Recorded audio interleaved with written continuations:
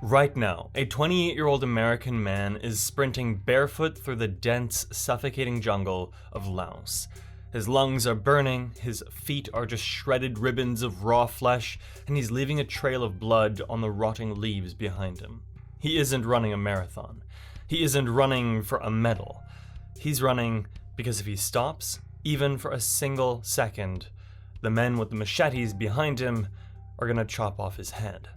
The man is Dieter Dengler, and he is currently the most wanted man in Southeast Asia. Just 40 minutes ago, he was a prisoner of war in a bamboo cage, just starving to death. Now, he's the only American pilot in the history of the Vietnam War to successfully break out of a jungle prison camp. But the escape was the easy part, because now, Dieter isn't fighting human guards, he's fighting the green hell. A rainforest so toxic and unforgiving that it has swallowed entire armies without leaving a trace. He has no radio, he has no map, and he has no shoes. He has 23 days of torture waiting for him that are gonna make his time in prison look like a vacation. But Dieter Dengler has a secret. He has a superpower that the enemies chasing him don't understand. It's not military training, and it's not a weapon. It's a memory of a little boy in Germany peeling wallpaper off a bombed out wall to eat the paste because he was so hungry he thought he would die. That little boy learned something that the men with the AK-47s don't know. The human body can be broken, but the human spirit is bulletproof. To understand why this man is currently running for his life, we have to go back to the moment the nightmare started. It's February 1st, 1966. Dieter is strapping himself into the cockpit of a massive A-1 Sky Raider on the deck of the USS Ranger. He launches off the carrier toward the border of Laos. This is the secret war. If Dieter goes down, he doesn't exist. There will be no official rescue. He will simply vanish. He spots a target, a convoy of enemy trucks hidden on a dirt road.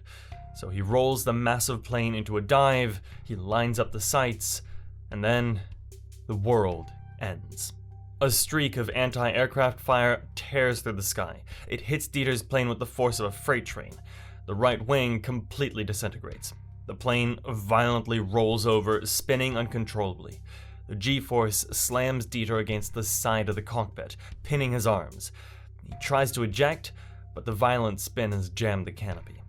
He's trapped in a falling coffin. The plane hits the trees at over 100 miles per hour. The sound is apocalyptic. Metal screaming, trees snapping like matchsticks. The Sky Raider cartwheels through the jungle, tearing a path of destruction 100 yards long before slamming into the earth. Silence.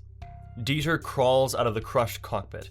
He's bruised, bleeding, and defeated, but miraculously, he is alive. He knows the smoke will attract the enemy, so he grabs his survival kit and his pistol, and he runs. For the next day, Dieter plays a deadly game of hide-and-seek with the guerrillas. He covers his body in mud to mask his white skin. He crawls through the swamps on his stomach, holding his breath as enemy patrols walk within feet of his hiding spot. He is a ghost, but he is a thirsty ghost. The heat is suffocating. It's 100 degrees with 90% humidity. Dieter is dehydrated. His tongue swells in his mouth. He finds a water hole and bends down to drink, desperate for relief. That is the moment the game ends. 3 men step out of the bushes holding rifles. Dieter reaches for his pistol, but he knows it's over. He raises his hands. They rush him. They smash a rifle butt into his back, knocking him face first into the mud. Then they tie his hands behind his back with wet leather straps, pulling them so tight that Dieter's elbows touch behind his spine. The pain is blinding. They drag him through the jungle for days. They barely let him sleep. They take him to a village clearing and stake him to the ground. They spread his arms and legs and tie them to wooden pegs. But the sun isn't the torture. The torture is the nest. They have deliberately tied him over a nest of biting jungle ants. Thousands of aggressive red ants swarm over his body. They crawl into his ears, they crawl up his nose, they bite his eyelids. Dieter thrashes against the ropes, screaming, but the villagers just watch. He has to lie there for hours, letting the insects just eat him alive, praying for unconsciousness. At night, they hang him upside down by his ankles from a tree until his vision goes red. They tie him behind a water buffalo and whip the animal, dragging Dieter through the sharp bamboo and thorns until his back is shredded. They want him to sign a document condemning the United States. "Sign it," the leader says, holding the paper in front of Dieter's swollen face. "Sign it, and we will treat you well." Dieter looks at the paper. He looks at the men who have tortured him. He spits blood onto the ground and says no. He knows that if he signs, he loses his honor. He refuses to break, so they throw him into the hole. The prison camp is hidden deep inside the jungle. They shove Dieter into a bamboo hut. The smell hits him first. Rot, dysentery, and death. Inside, 6 men sit in the shadows, looking like skeletons. One of them is Dwayne Martin, an Air Force helicopter pilot shot down a year ago. Dwayne is shaking from malaria. His teeth are loose, but when he sees Dieter, he smiles. "Welcome to the club," he whispers. The conditions are medieval.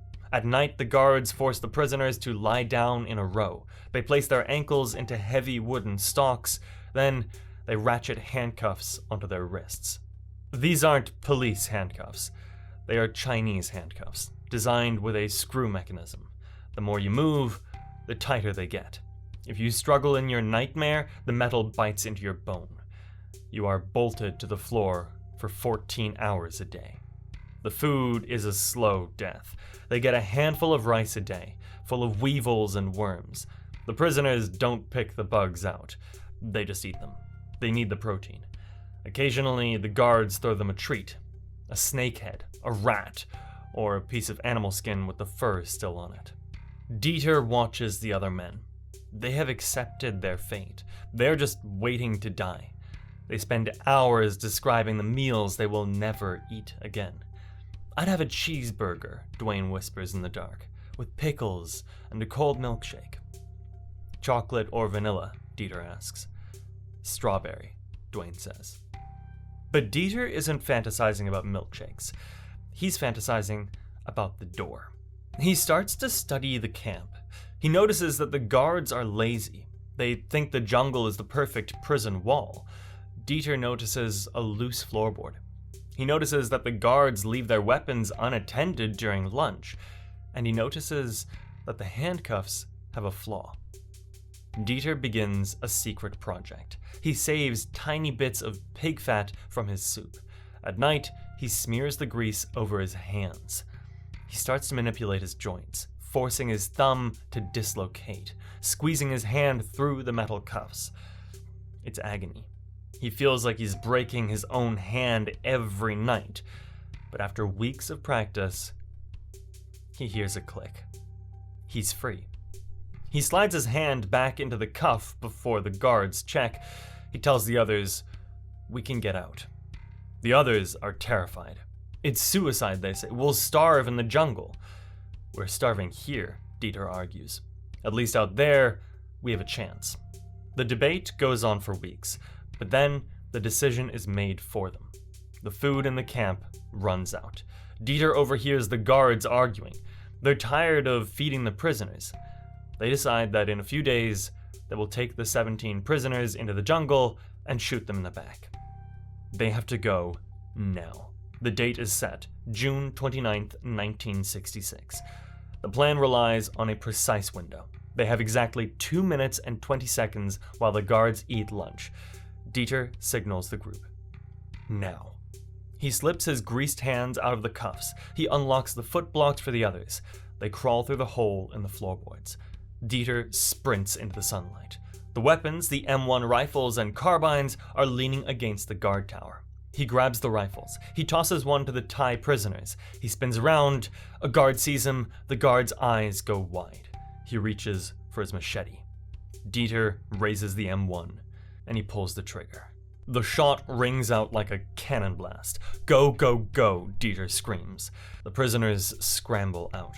The guards run in panic. Dieter fires again. One guard falls. It's a full-blown firefight at point-blank range. Within minutes, the camp is silent. The guards are either dead or have fled. They did it. They've taken the prison. But the victory is short-lived. They look at the jungle wall. They know that every soldier in a 50-mile radius heard the shots. And the hunt is on. The group splits up. Dieter and Dwayne Martin pair up. They look at each other. They're both sick, starving, and weak. We make it to the river, Dieter says. We float to the Mekong. We go home. They run into the green darkness. For the next few weeks, Dieter and Dwayne descend into a level of hell that few human beings have ever experienced. It is the monsoon season. The rain pours in torrents, turning the ground into a mudslide. They're soaked to the bone, 24 hours a day. At night, they shiver so violently that they burn precious calories just trying to stay warm. They have no shoes. They're walking barefoot over sharp rocks, thorns, and bamboo spikes. Their feet are sliced open. Infections set in immediately. Then, the leeches. The jungle floor is a carpet of leeches. They sense the heat of the men and inch toward them. They latch onto their legs, their arms, their necks. Dieter looks down and sees his legs covered in black, blood-sucking worms. He pulls them off, but the wounds don't close. The blood just keeps flowing because of the anticoagulant in the leech's saliva. They're just bleeding to death now, drop by drop. Hunger drives them insane. They start eating anything. They find a tree with berries, eat them, and vomit for hours. They find a rotting animal carcass covered in maggots. They scoop up the maggots and eat them. It's protein, Dieter says, choking it down. They build a raft out of banana trunks, hoping to float to Thailand, but the river is a trap. It crashes over rapids. They're smashed against rocks and lose their raft. They're back in the jungle, wetter and weaker than before. Dwayne is fading. The malaria is eating him from the inside. He starts to hallucinate. He stops walking and points at a tree. "Look, Dieter," he says. "A hot dog stand. Let's get a hot dog." Dieter shakes him. "There's no hot dog stand, Dwayne." "But I have money," Dwayne insists, reaching into his empty pocket. "I have a quarter." Dieter has to drag him. Dieter starts hallucinating too. He sees the Golden Gate Bridge spanning the jungle river. He sees huge doors opening into air-conditioned rooms. He walks toward them, only to slam his face into a tree. One morning, they wake up to a sound. Sniffing. Dieter freezes. Standing 5 feet away is a Himalayan bear. It's massive, and it smelled them. Dieter knows they are too weak to run. He stares the bear in the eyes. He projects every ounce of will he has left. "Go away. We are not food." The bear stares back. It sniffs the air. Then, miraculously, it turns and lumbers away. Dieter collapses. He doesn't even have the energy to be afraid. 18 days. They've been running for 18 days. They stumble upon a village. It looks abandoned. There's a fire burning and food cooking. They're so hungry that they don't care about the risk. They creep toward the fire, and suddenly, a shout. A villager appears. He isn't a soldier, just a farmer with a machete. He sees the two terrifying white ghosts. He screams. Dwayne falls to his knees. He holds up his hands. "Please," he croaks. "Please. Food." The villager sees a threat. He swings the machete. The blade hits Dwayne in the leg. Dwayne screams. The villager swings again, and Dieter watches in horror as the blade strikes Dwayne's neck. His friend, his brother, the man he dragged through hell, is gone. Dieter screams. He lunges at the villager, but he's too weak. The villager raises the machete again. Dieter turns and runs. He doesn't feel his feet. He runs on pure adrenaline until he falls into a ditch, covering himself with leaves. Now, he is truly alone. Dieter lies in the mud, tears streaming down his face. He's failed. Dwayne is dead. He pulls out his revolver. He has a few bullets left. He thinks about ending it. It'd be quick. No more hunger, no more pain. But then the memory returns. The wallpaper paste. The promise he made to himself that he would fly. He puts the gun away. Not today. He keeps moving. He is a walking corpse now, weighing less than 100 pounds. He finds a river with a large, flat rock. He swims to it and lies down on the warm stone. He decides this is where he will make his last stand. He takes out the pieces of parachute material that he's been carrying and arranges them on the rock. SOS. He lies there for days. He drifts in and out of a coma. He sees angels coming down to take him. Then, a sound. A deep, rhythmic thrumming. He opens his eyes. A plane. An American Sky Raider flying low through the canyon. Dieter tries to stand up, but his legs fail him. He waves his arms from his knees. He waves a piece of white cloth. "See me," he rasps. "Please, God, see me." The plane flies over. The pilot doesn't react. Dieter's heart shatters. They missed him. But the pilot, Lieutenant Colonel Eugene Dietrich, saw something. He saw a flash of white. It didn't look like a rock. It looked like spilled milk. Dietrich radios his wingman. "I'm going back to check that out." "Don't do it," the wingman says. "It's probably a trap." Dietrich ignores him. He banks the massive plane around and drops lower. He sees the fabric waving. "It's a man," Dietrich yells. "I have a survivor." Minutes later, the jungle shakes. A massive Jolly Green Giant helicopter appears.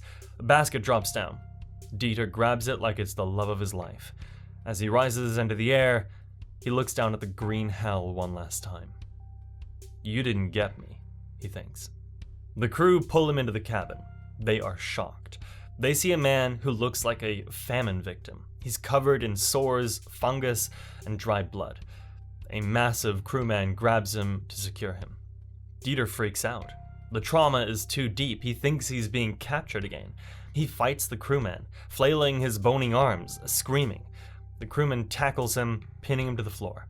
"It's okay. You're safe. You are American." Dieter stops fighting. He looks at the man's face. He looks at the uniform. He collapses. He reaches into his pocket and pulls out a half-eaten snake. "I was saving this," he whispers. The crewman looks at the snake, then at Dieter, with tears in his eyes. "You don't need that anymore, buddy. We got steaks where we're going." They fly him to the hospital in Da Nang. The doctors are amazed he's alive. His body is a wreck, but the mind takes longer to heal. That night, the nurses find Dieter sleeping under his bed. He has stolen a loaf of bread and a block of cheese. He's clutching them to his chest, terrified that the food will disappear in the morning. It takes months for him to realize he is truly free. Dieter Dengler became a legend. He was the only man to escape the prison and live to tell the tale. He went back to the US, he got married, he flew planes again. He lived the rest of his life with a ferocity that only a man who has shaken hands with death can understand. If you enjoyed this Prison Break case, check out the channel. There you'll find many great stories just like this one. If you like what you see, please subscribe. I'd be very grateful, and I'll catch you next time.